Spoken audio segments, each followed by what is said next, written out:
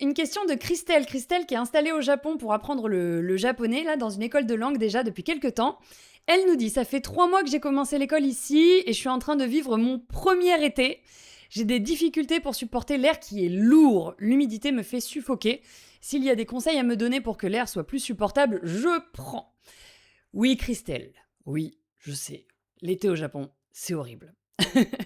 Vraiment, minasan, si vous avez l'opportunité d'aller au Japon, essayez de viser une autre saison que l'été. Moi, je vous le conseille vraiment pour que vous puissiez profiter à fond de votre voyage. Bien sûr, c'est possible de voyager au Japon l'été, mais comme Christelle, si vous suffoquez dès que vous êtes dehors, pour les visites et tout ça, c'est vraiment pas l'idéal. Pas de panique, je vais quand même vous conseiller quelques petits gadgets pour justement survivre à cette chaleur étouffante. Hein, vraiment, Christelle Saint a dit ça l'a fait suffoquer. Et en fait, c'est à cause de l'humidité dans l'air. Au Japon, il fait 30 degrés à peu près l'été, donc ça va, il fait chaud, mais il y a 80% d'humidité dans l'air. Ce qui fait qu'on prend sa douche, et en fait on sort, mais on ne sèche jamais.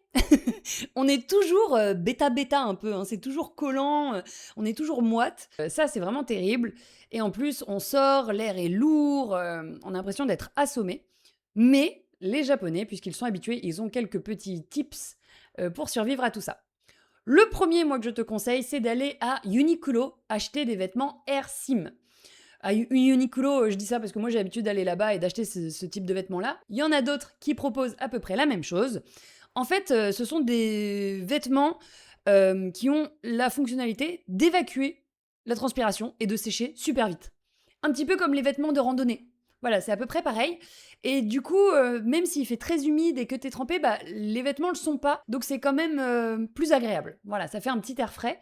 Ils ont pas mal de sous-vêtements aussi qu'on peut mettre directement sous les t-shirts, tout ça, pour supporter. Et c'est validé à 200% par Isabelle, qui habite au Japon depuis 7 ans, hein, qui est de l'équipe Isabelle, qui se cache derrière Tegami-chan. Eh bien, elle valide à 100% les AirSim de Uniqlo. Donc je te conseille de faire un petit stock. Vraiment pour rester au frais. Deuxième objet qu'on peut trouver au combini ou dans les Dolagustoa, c'est tout ce qui est les boissons avec les minéraux, type Pocari Sweat ou Aquarius. En général, c'est les bouteilles, l'eau elle est un peu trouble, là un peu blanche. Ça c'est super en fait puisqu'il y a des minéraux dedans. On passe toute la journée au Japon à transpirer, transpirer, transpirer. Et si on fait que de boire de l'eau, eh bah, ça suffit pas toujours pour se réhydrater. C'est un petit peu comme les électrolytes. En ce moment, c'est à la mode. Voilà, donc il y a de l'eau en fait avec des électrolytes déjà dedans. Ça, c'est Pocari Sweat ou Aquarius. Moi, au Japon, il y a 3-4 ans, quand j'y suis allée pour juillet-août, j'ai fait Netchusho.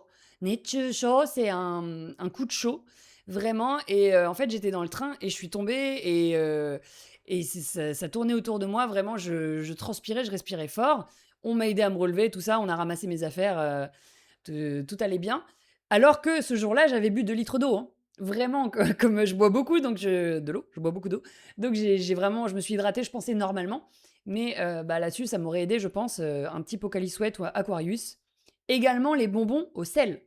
On en trouve partout quand ça commence à être l'été. Les bonbons au sel, en fait, bah, c'est du sodium et donc ça permet de garder un petit peu de minéraux pour le corps.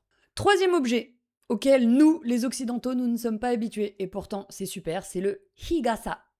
Higasa, en fait, c'est l'ombrelle. Hi, c'est le soleil, et kasa, le parapluie. On met les tenten, higasa. Donc le parapluie à soleil, le parasol, l'ombrelle. Ça, on n'est pas très habitué, je trouve, à sortir notre parapluie ou notre ombrelle quand il fait chaud. Nous, en Occident, en Asie, c'est plutôt commun. Donc voilà, n'ayez pas peur, les hommes comme les femmes le font. Vous achetez une ombrelle qui bloque les UV. Très important, en général la plupart le font, mais vraiment vous regardez que ça bloque 100% des UV et vous le sortez dès que vous allez dehors. Ça vous aidera vraiment à tenir le rythme sur la journée, hein. C'est vraiment très très utile. Quatrième objet, c'est le ventilateur portable ou l'éventail.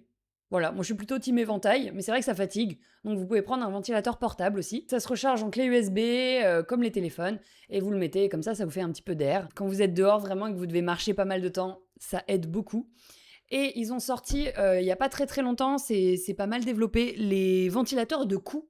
Je sais pas si vous avez déjà vu, incroyable. Vous mettez votre ventilateur comme ça sur votre cou et en fait ça vous donne de l'air directement ici. Comme ça vraiment vous avez les 2 mains libres. Dernier petit tips, le 5e, ce sont les serviettes rafraîchissantes et les lingettes rafraîchissantes. Serviette, en fait, c'est... ils vendent ça pareil à Uniqlo, même des fois au Combini, tout ça. Vous trempez la serviette et en fait, elle va rester humide toute la journée. Vraiment en mode air froid.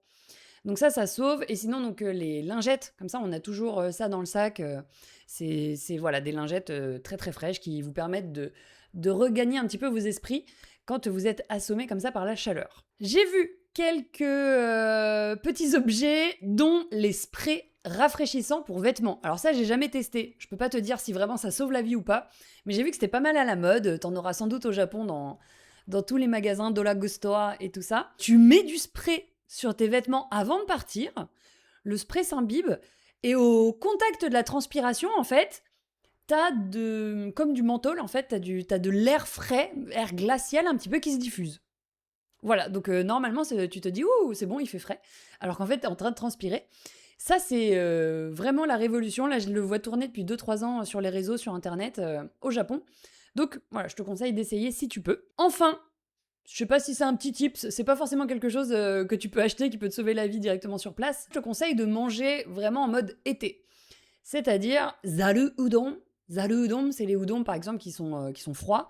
Pareil, zaru soba, les soba qui sont froids. Plutôt que de prendre ton udon qui est vraiment bouillant, comme les Japonais aiment faire, voilà, on part sur un udon ou un soba froid. J'ai pensé aussi à hiyashi chuka. Nous, à la maison, on mange presque ça, presque que ça tout l'été. Hiyashi chuka, c'est un plat d'origine chinoise. Chuka, c'est pour dire tout ce qui est cuisine chinoise. C'est des petites pâtes en mode ramen, tout ça, mais il n'y a pas de bouillon. C'est des pâtes et dessus, t'as des tomates, t'as des aubergines, t'as des concombres, de l'œuf et tout. C'est que des trucs frais. Ça, c'est top. C'est trop bon en plus, on adore. Et vraiment, c'est frais. Et aussi, le truc qu'on croise à tous les matsuri, mais on peut en avoir ailleurs, ce sont les kakigori. Kakigori, ce sont les glaces pilées, vous savez, un peu en forme de montagne, en forme de dôme. Voilà, ça c'est kakigori, la glace pilée. Vraiment, on a chaud, on a mal, on n'est pas bien, et on prend 2-3 cuillères, et vraiment, on a les idées beaucoup plus claires d'un coup. Donc ça, je te conseille, c'est des petits trucs, mais qui peuvent aider. Aussi, peut-être adapter tes horaires. Si on veut faire des visites au Japon l'été, c'est assez difficile dès qu'il y a un peu de foule et avec la chaleur. Par contre, il y a plein de temples qui sont ouverts, temples et sanctuaires, qui sont ouverts 24 heures sur 24. Donc bah voilà, on se lève à 5 heures du matin et on y va les premiers. Au moins, l'air est encore respirable à cette heure-là. Et aussi, si tu as un long trajet en extérieur à faire, moi, je te conseille vraiment d'essayer de t'abriter. Il y a la clim partout au Japon, hein, dans les grands centres commerciaux, à la banque, tout ça. Eh bien, tu vas dans un endroit, tu t'es à la clim, il fait 20 degrés pendant 3-4 minutes, l'air est frais, et hop, tu peux ressortir un petit peu. Ça, vraiment, moi, ça m'a sauvé la vie aussi 2-3 fois, plutôt que de marcher en plein cagnard. J'avais pas mon ombrelle ce jour-là. Et sous l'air chaud, voilà, tu prends ton temps, tu prévois 5-10 minutes de plus, mais fais un petit arrêt dans un endroit climatisé. Au niveau de la clim, je terminerai là-dessus, juste la clim, des fois, les Japonais la mettent à fond. Vraiment, ils la mettent à 14 degrés, donc ce qui fait qu'on a froid. L'été, normalement, on a chaud, on suffoque à cause de l'humidité, mais là, on se retrouve à avoir froid. Si vous restez 1 heure ou 2 dans un centre commercial, vraiment, ne vous étonnez pas si vous avez la chair de poule, c'est que vous commencez à avoir froid. Dans ce cas-là, prévoyez toujours, au cas où, un petit gilet. Je sais, c'est un peu bizarre, c'est un peu voilà, contre-intuitif.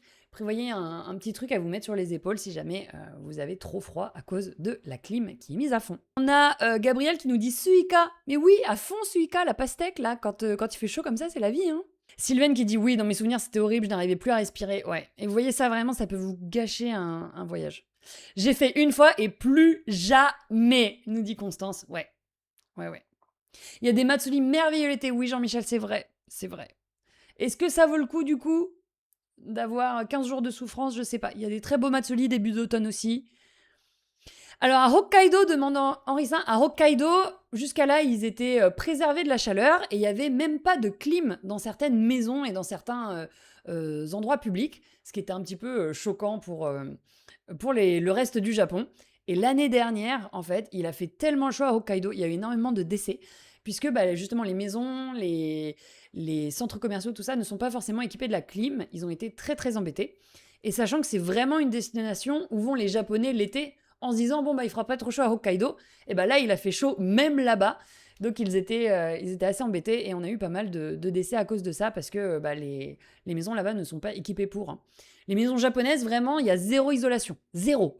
C'est une passoire, l'hiver comme l'été. Ce qui fait que l'été, quand il fait très chaud, si vous n'avez pas la clim, c'est très très difficile de survivre.